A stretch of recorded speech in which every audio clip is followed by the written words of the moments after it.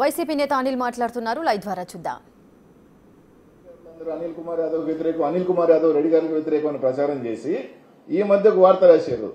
బయట పడదంట, లోపల ఒకటంట. అనిల్ కుమార్ యాదవ్ ఎప్పుడు ఆ రాజకీయం చేయలే. ఎంత పెద్దోళ్ళైనా సరే గొడవ అంటే గొడవే, యుద్ధం అంటే యుద్ధంలాగే ఉన్నాయి. కాబట్టే నాకు చాలా మందితో చిన్న దగ్గర కూడా ఏంటంటే నా మనస్తత్వానికి పొద్దున అరుచుకొని రాత్రింటికి పోయి మాట్లాడుకునే మనస్తత్వం నాది కాదు. కాబట్టే చాలా మంది కొంతమంది చెవులు కోరికి ఈ రోజు నేను ఈ పరిస్థితి దాన్ని తీసుకువచ్చి పొద్దటం. సరే, చెన్నైలో ఆస్తులు కొన్నాడు, హైదరాబాద్లో ఆస్తులు కొన్నాడు, ఆఫ్రికాలో పెట్టుబడులు పెట్టాడు అని రాశారు.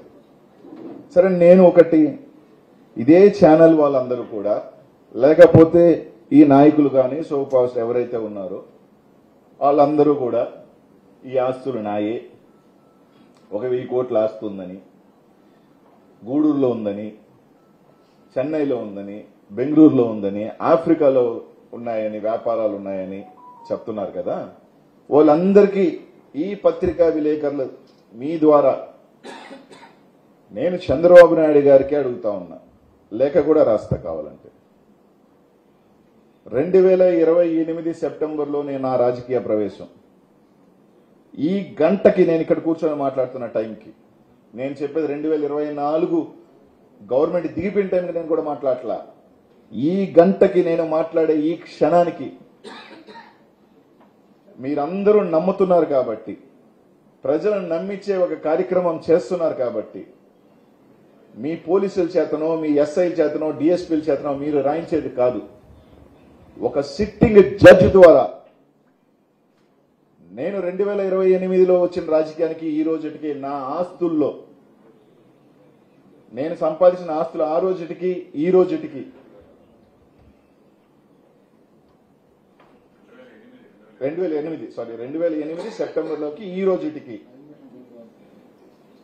నా ప్రాపర్టీస్ లో నేను అమ్మిన వాల్యుయేషన్ ప్రాపర్టీస్ ఈ రోజుకి రూపాయి పెరుగున్నా, 1 రూపీ పెరుగున్నా, మీరు చెప్తున్న అనిల్ కుమార్ యాదవ్ కావచ్చు, నా కుటుంబ సభ్యుల మీద కావచ్చు, మీరు చెప్పిన నా 5-6 మంది బినామీల పేరు మీద కావచ్చు, ఎవరి పేరు మీద ఉన్నా కూడా ఎంక్వైరీ చేయండి.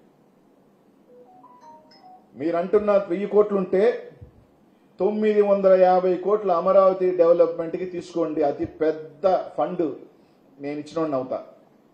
ఒక 50 వరకు నాకు ఇండి దాంట్లో. అది కూడా మీ దయ ఉంటే 1000 కూడా అంటే తీసుకోండి, ఇబ్బంది ఏం లేదు నాకు.